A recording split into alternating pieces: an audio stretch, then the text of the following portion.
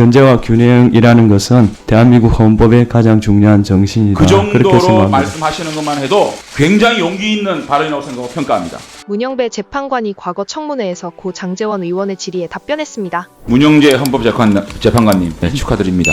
축하드리고 저희들이 오전 내내 어제 있었던 대통령의 일방적인 임명 강행, 제1야당과 제2야당이 그토록 반대하는 후보자에 대해서 임명을 강행한 민주주의에 대한 폭거이자 의회의 민주주의를 무시하는 행태를 대통령께서 보였습니다. 우리 후보자께서는 법조인으로서 이것이 삼권 분립의 정신과 정권을 견제하는 상호 견제와 균형이라는 헌법 정신에 부합한다고 생각하십니까? 양심적으로 한번 말씀해 보세요. 이렇게 국회에서 한 분은 사실상의 의혹이 아무것도 해소되지 않고 엄청난 의혹만 불풀린 상황에서 청문회가 파행으로 끝났고 청문 보고서 채택이 안 됐고 또 한 분은 이루 입에 담을 수 없는 막말 대잔치에 대해서 과연 국무위원으로서 이분이 자격이 있는 분인가? 과연 문재인 정부는 이 정도 막말쯤이야 상관없이 국무위원으로 임명해도 되는 것인지 그 도덕적 기준이 있는 것인지에 대해서 의원님들이 계속적으로 문제를 제기했고 국회의 제1야당, 제2야당이 반대를 한 이분을 대통령께서 임명 강행하고 티타임 가지고 청문회가 험난한 사람이 더 능력이 있더라 이렇게 얘기하면서 강행하는 거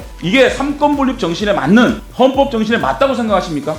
인사청문회 목적이 있겠고요. 그 목적을 달성하기에 적합한 절차가 있을 거라고 생각합니다. 아니 그러니까 이게 헌법 정신에 맞다고 생각하시는 거냐고 대통령이 일방적으로 임명 강행하는 것이 법조인이지 않습니까? 지금 헌법을 판단한 최고의 지금 인사가 헌법재판관이 되는 거 아닙니까? 헌법 정신에 부합하는 일입니까 이게? 헌법재판관으로서 양심을 가지고 한번 얘기해 보세요. 우리나라 헌법은 대통령 중심제를 취하면서도 괜찮은 거네요? 네, 내각제 요소를 겸비하고 있고요.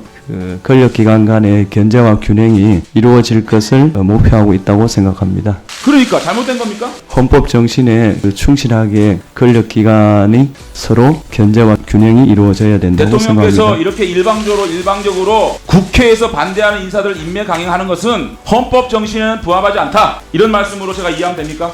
저 생각은 견제와 균형이라는 것은 대한민국 헌법의 가장 중요한 정신이다. 그 그렇게 정도로 생각합니다. 말씀하시는 것만 해도 굉장히 용기 있는 발언이라고 생각하고 평가합니다. 그럼 만약에 우리 문영배 헌법재판관 후보자께서 오늘 청문회를 거쳐서 제1야당과 제1야당이 반대를 하고 또 오늘 나온 의혹들이 해소가 안 돼가지고 청문 보고서가 채택이 안 됐다. 예를 가정에 의해서 제가 질문하는 건 좀 문제가 있지만 만약에 그런 상황이 오는데 대통령께서 임명장 주겠다 올라와라. 그러면 올라가서 임명장 받으시겠습니까?